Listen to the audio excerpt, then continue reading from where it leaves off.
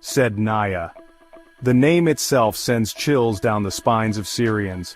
Nestled in the barren mountains north of Damascus, Sednaya Prison was once just another correctional facility.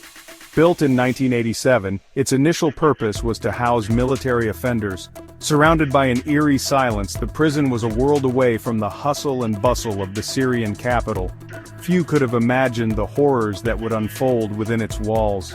The prison's remote location, far from prying eyes, made it the perfect place for the Syrian regime to operate with impunity. Behind its high walls and barbed wire fences, a sinister transformation was taking place. Sednaya was evolving from a place of detention into an instrument of terror. The world remained oblivious, unaware of the darkness that was taking root within those cold concrete cells. The turn of the millennium marked a turning point for Sednaya. Bashar al-Assad's ascent to power in 2000 brought with it a new wave of repression. Sednaya's role shifted dramatically. No longer just a military prison, it became a dumping ground for political prisoners. Anyone who dared to challenge the regime, journalists, activists, intellectuals, disappeared into its depths. The prison population swelled. Cells designed for a handful of inmates now crammed in dozens, sometimes even hundreds. Basic necessities like food, water, and sanitation became luxuries. Darkness and despair permeated every corner of Sednaya. It was a place where hope went to die. For those unfortunate souls imprisoned within Sednaya's walls, the experience was nothing short of horrific. Torture was rampant, a tool used to extract confessions, punish dissent, and break spirits.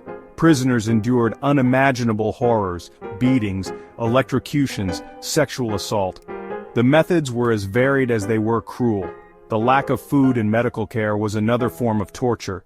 Prisoners were reduced to skeletons, their bodies ravaged by disease and malnutrition. Many simply didn't survive. Those who did emerged from Sednaya forever scarred, both physically and mentally. They carried the trauma of their experiences etched deep within their souls.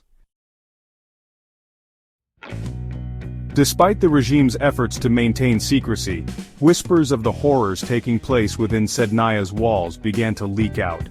Former prisoners, risking their lives, shared their stories with the outside world. Human rights organizations, piecing together fragments of information, issued chilling reports.